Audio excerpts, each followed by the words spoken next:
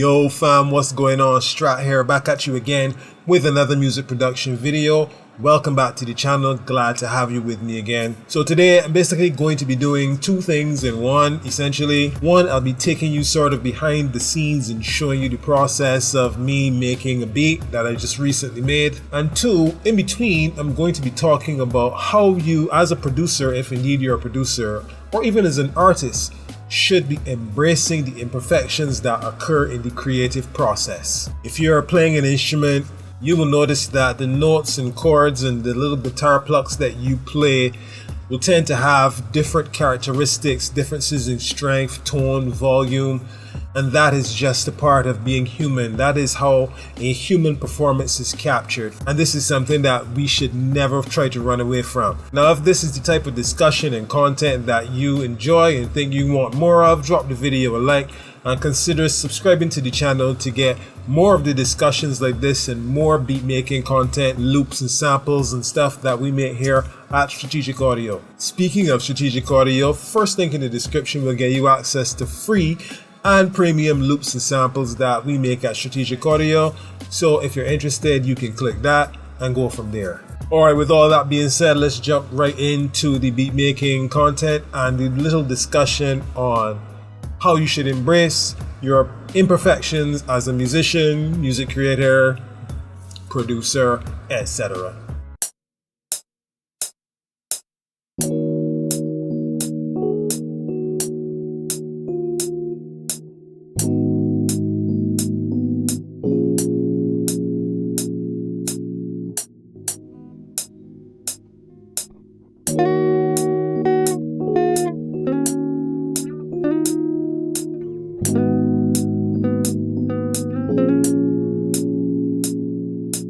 So one thing that you gotta recognize, and a lot of people fail to recognize because so much of it is a business and so much of it now is based in technology, is that music is still an art, right? And it's not meant to be perfect. Music is a form of human expression, and if there's one thing you know about being human, is that you're simply not perfect. Humanity equals imperfection, and it is those imperfections that give us, each of us, our distinct characteristics, our little idiosyncrasies. It's what makes you you, and is what makes me me.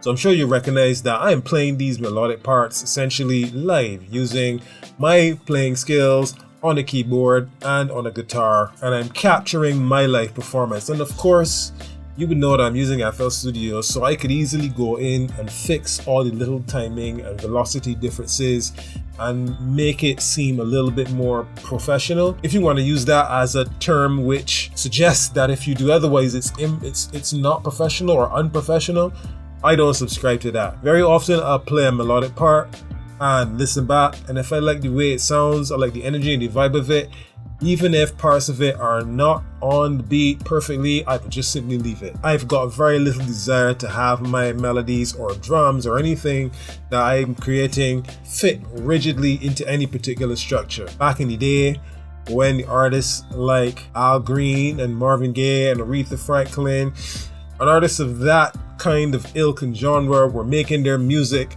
the live musicians who played in those studio sessions simply went into the studio and played the track live from start to finish.